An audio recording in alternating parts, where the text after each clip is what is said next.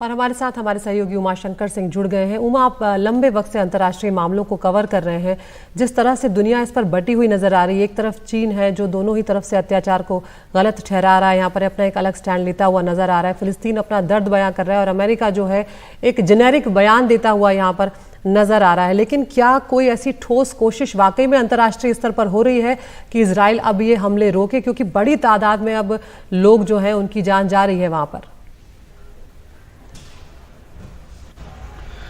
जी देखिए, अंतर्राष्ट्रीय स्तर पे कोशिशें तो कई हुई हैं, कई अभी भी हो रही हैं, लेकिन सबसे बड़ी बात है कि दो तरह की जो स्थितियां हैं। एक स्थिति ये है कि हमास की तरफ से 7 अक्टूबर को आतंकी हमला किया गया, जिसमें 1400 से ज्यादा इजरायली जो आम लोग हैं या फिर जो उसमें 100 से ज्यादा सैनिक थे वो उनके मारे गए और उसका बदला उसे लेना है। और दूसरी स्थिति यह है कि इस बदले में जिस तरीके से गाजा पट्टी पर हमले हुए हैं उसमें आम जो लोग जो हैं वो उसकी जद में आ रहे हैं। 6000 से ज्यादा जो लोग हैं वो मारे जा चुके हैं गाजा पट्टी में, और क्योंकि वहां पे जरूरी चीजों की आपूर्ति नहीं पहुंच रही तो इसलिए एक भयंकर जो एक मानवीय त्रासदी की स्थिति है। तो दो स्थितियां, एक तो आतंकवाद के खिलाफ दुनिया के तमाम जो सभ्य देश हैं वो नजर आते हैं और उस हवाले से वो इजराइल को अपनी रक्षा का जो हक है इसकी वकालत करते हैं। लेकिन उसी एट द सेम टाइम उसी समय में हो ये रहा है कि जो गाजा पट्टी में जो आम लोगों को जिस तरह की दिक्कत आ रही है और जिस तरह से उनकी जान पर बनी हुई है उसको लेकर भी दुनिया के तमाम देश बोल रहे हैं। तो ये दो तरह की बातें हैं और दोनों में इस रूप में विरोधाभास है, क्योंकि अगर इजराइल को अगर हमला करने से रोकेंगे तो हमास की कमर नहीं टूटेगी, और इजराइल ऐसा चाहेगा नहीं, वो करेगा नहीं। वो तो बिल्कुल प्रण लेके बैठा हुआ है कि वो ग्राउंड ऑपरेशन करेगा और उसके पहले हमास की कमर को तोड़ेगा, और इस वजह से वो लगातार बमबारी कर रहा है और इसकी जद में आकर जो सिविलियंस हैं उनकी जान जा रही है। दूसरी तरफ जिस तरह से गुटेरस ने कहा और उन्होंने स्थिति बयां की है कि किस तरह से एक त्रासदी की स्थिति वहां पर है, और ये भी कहा गया है कि अगर बुधवार रात तक ईंधन नहीं पहुंचा तो वहां पे दर्जनों जो अस्पताल हैं वो काम करना बंद कर देंगे। जिस तरह की शरण स्थली ली हुई है,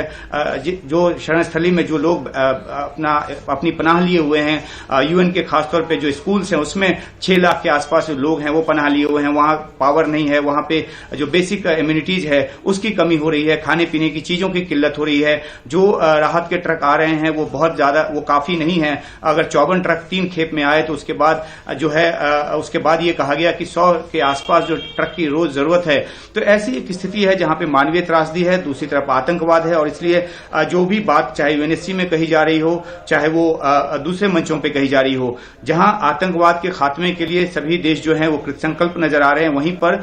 जो आम जान माल है उसकी सुरक्षा की बात भी की जा रही है। और अमेरिका की तरफ से ये कहा जा रहा है कि दबाव है इजराइल पे ग्राउंड ऑपरेशन देर से शुरू करे ताकि सिविलियन के नुकसान से बचा जा सके और राहत सामग्री वहां पे प्रचुर मात्रा में पहुंच सके। लेकिन ये जो फाइन बैलेंस है होता नजर नहीं आ रहा। एक तरफ अरब देशों का दबाव है, पश्चिमी देशों पर भी, और इसलिए कि ये युद्ध जो है वो पूरे इलाके में न फैल जाए। तो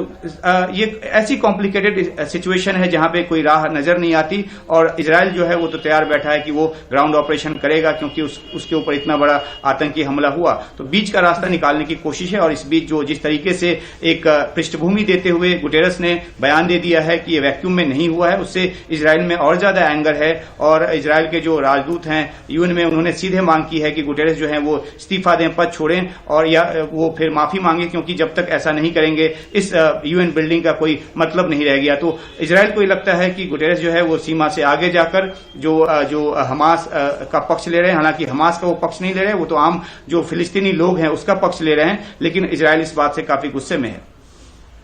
बिल्कुल उमा, यही सवाल मैं पूछना चाह रही थी कि यूएन महासचिव एंटोनियो गुटेरेस का जो बयान आया है, क्या उसने और ज्यादा इजराइल को भड़काया तो है, वो तो हम देख रहे हैं, लेकिन क्या स्थिति को और बिगाड़ा है या उनके बयान को कुछ वक्त के बाद भुला दिया जाएगा? नहीं, देखिए, इस समय में इस तरह का बयान देना जाहिर सी बात है कि ये नागवार गुजरा है इजराइल को, और क्योंकि एक पृष्ठभूमि रही है फिलिस्तीनी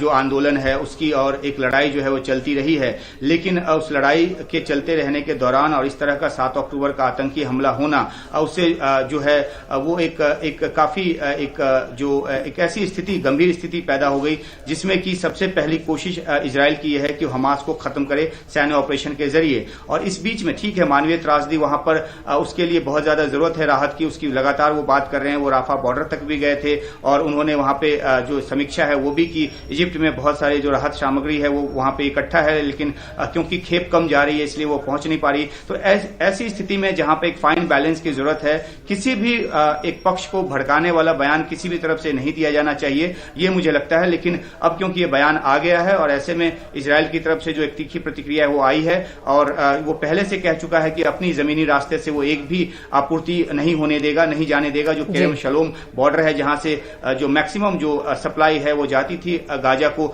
तो वो खोलने को तैयार नहीं। राफा के जरिए जितना कुछ पहुंच पा रहा है। ऐसे समय में ये बयान जो है वो इजरायल को और गुस्सा उसने कर दिया है और इसका जो एक जो इम्पैक्ट है वो तो जरूर होगा ही। शुक्रिया उमा इस तमाम जानकारी